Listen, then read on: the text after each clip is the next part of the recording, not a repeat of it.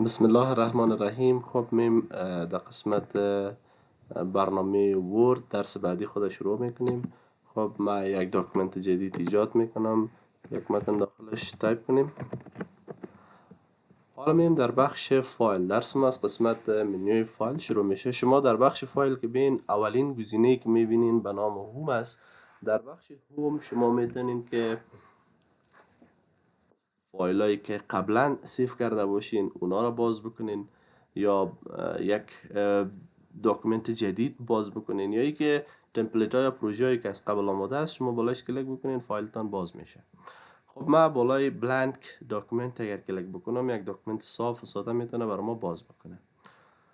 و در بخش ریسنت اون موضوعاتی است که ما قبلا یا را گپ زدیم دیگه، دوباره نیاز نیست که ما بالای از یا کار بکنم. خب میریم بالای گزینه دومی ما به نام نیو.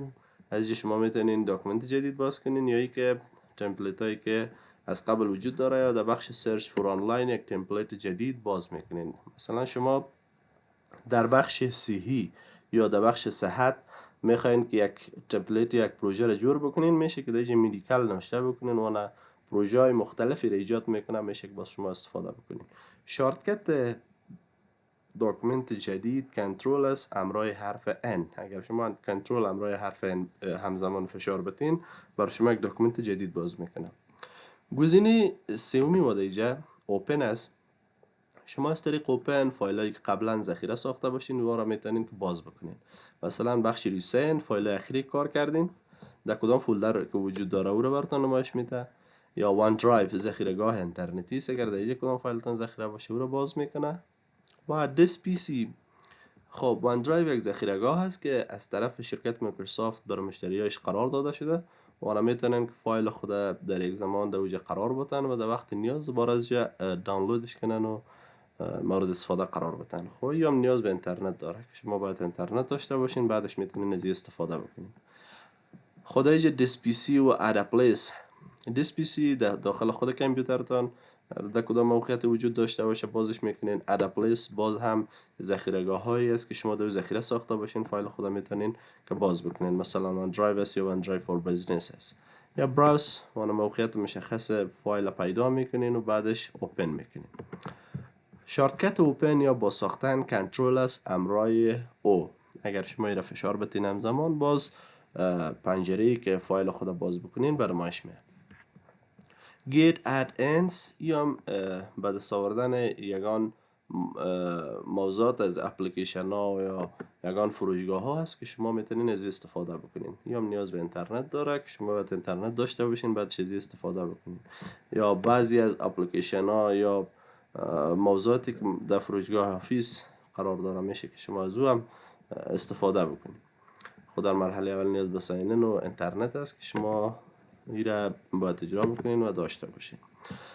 خب موضوع دیگی که دیگه است موضوع بسیار مهم است، انفو یا انفورمیشن یا در خلاصه اگر بگیم دیگه ما فایل ورد خود میتونیم شخصی سازی بکنیم. به این معنا که ما از دستبرد کسایی که میخواین فایل بره دستکاری بکنن یا ای که بخواین کدام موضوع از رو حذف بکنن باز ما میتونیم میره محدود بسازیم بالا از اون. خب اگر ما گزینه always open read only را بزنیم همیشه باز باشه و بتونن تنها چی بکنن خوانده بتوننش، باز شما اگر را کلیک بکنین وانا فایلتان به یک حالت سیو میکنه که مردم تنها بتونن بخوانن و دیگه کدام کار را اجرا کردن نتونن. خب ما این فایل خود در یک موقعیت مشخص ذخیره میکنیم، براوز دسکتاپ یا در داکومنت ذخیرهش میسازیم به نام ABC و در نهایت سیو کلوز میکنیم پنجره.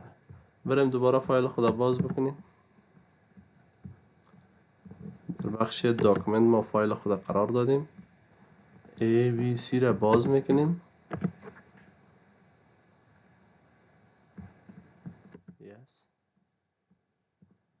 خب این را به یک حالتی ذخیره کرد که کسی نتونه که دستکاری بکنه اما میتونه که بخوانیش.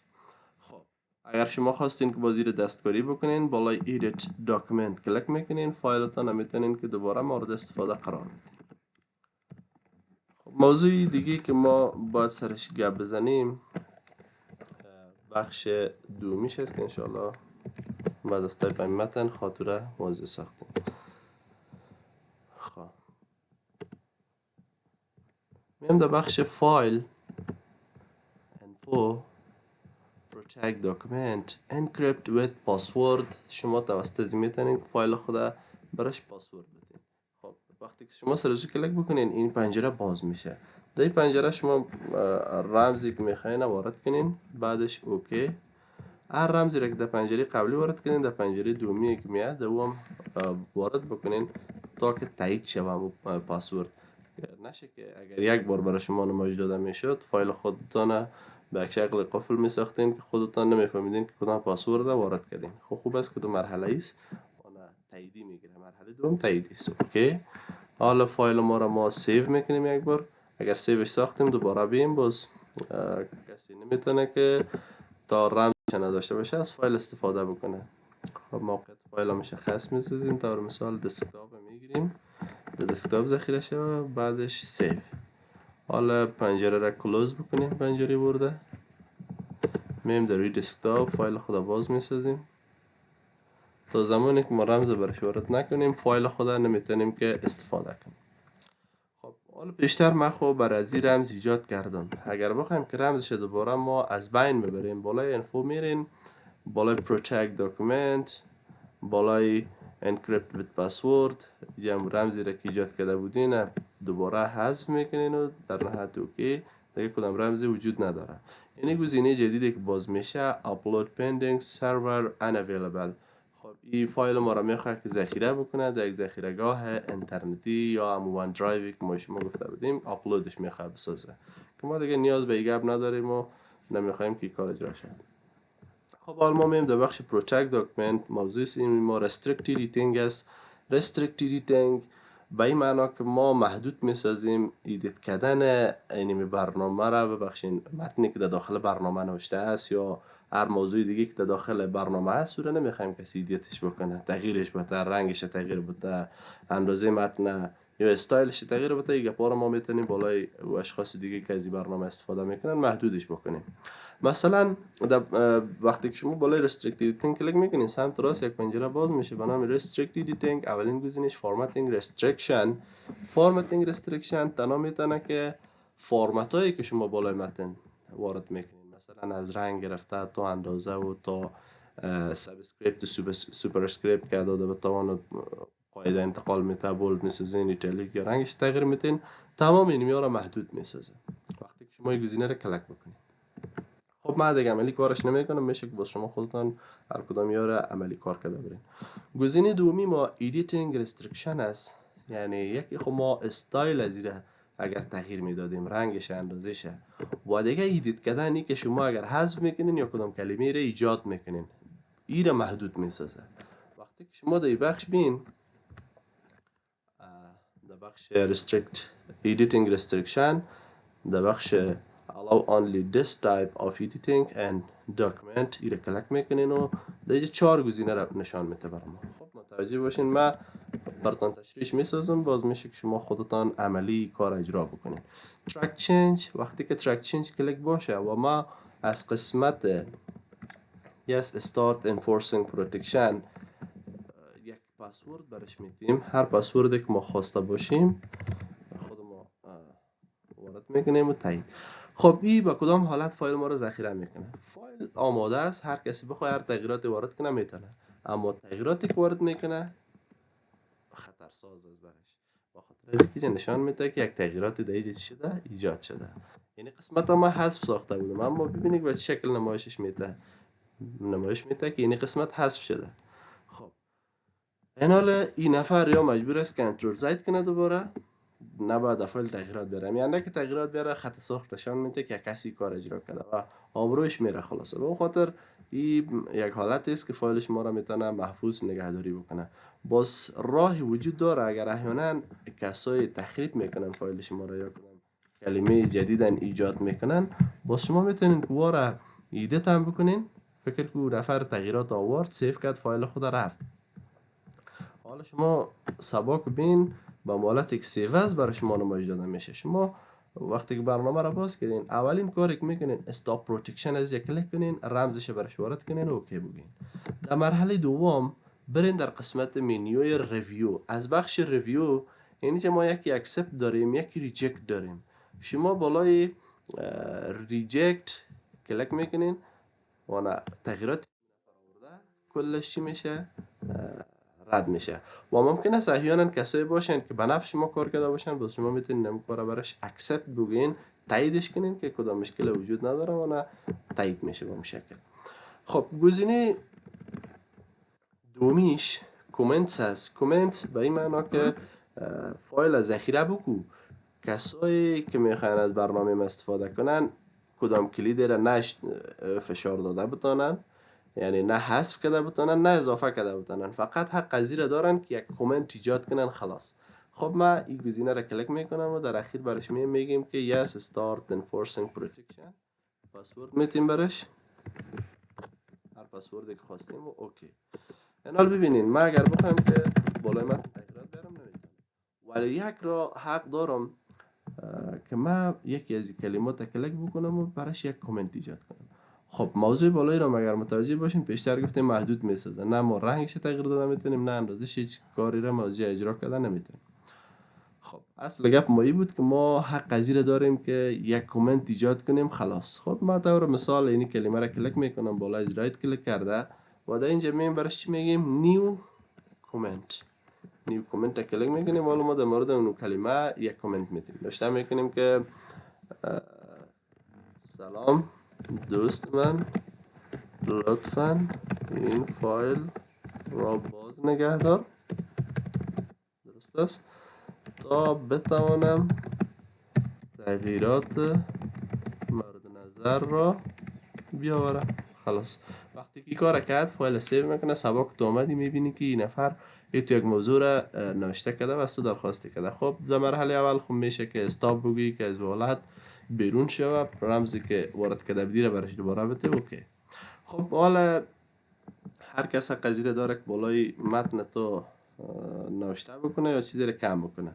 خب مرحله دیگه که تو بخوای اگر کامنت حذف کنید بالا هم کلمه رایت کلیک کو، بیا در این قسمت دیلیت کامنت بزن، کامنت دوباره حذف میشه.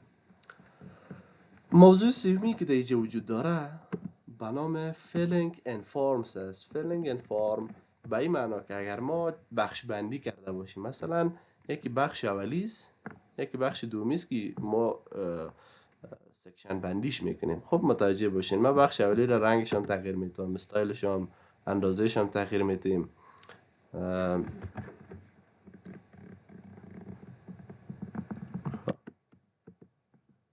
بولدش هم میسازیم،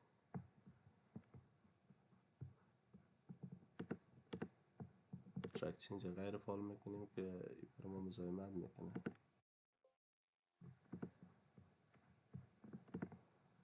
رنگش تغییر میتیم، بولد میسازیم، یک کمکی درشترش میسازیم و خب سعی کنین در اینجا یک سکشن هم ایجاد میکنیم. ما فعلا یک سکشن داریم در کل برنامه ورد. ما در بخش وضعیت شگربین ببینیم یک سکشن داریم. ما کرسر ما اینجا قرار میتونم میم در بخش دیزاین، ببخشید در بخش لیاوت. در بخش لیاوت میم از بخش بریکس ما میتونیم که سکشن جدید ایجاد کنیم. کانتینیوس هم میزنیم که این پاراگراف با پاراگراف بعدی ما ادامه داشته باشه اما بخش بندی شده باشه. ببینید حالا سکشن دوم هم دانستیم که ما ایجاد بکنیم. خب حالا ما میم از بخش فیلینگ این فارم کار میکنیم که مردم در این بخش اولی که ما نوشته کردیم هیچ کدام تغییراتی را وارد کردن نتونه. خب وقتی که شما فیلینگ این فارم کلیک کردین سلکت سکشن بزنین، در اینجا سکشن مورد نظر را تایید کنین. کدام سکشن میخواین محافظت شود؟ میگیم سکشن اولی محافظت شود بس. بعدش اوکی. در اخیر هم yes start enforcing protection هم میزنین که پروسه محافظت شروع شود. بعدش اوکی. حالا ببینین در بخش پایینی اگر کسی بخواد تغییرات وارد کنه میتونه، اما در بخش بالایی اگر کرسر موز قرار بده تو کرسر موز در اونجا قرار نمیگیره.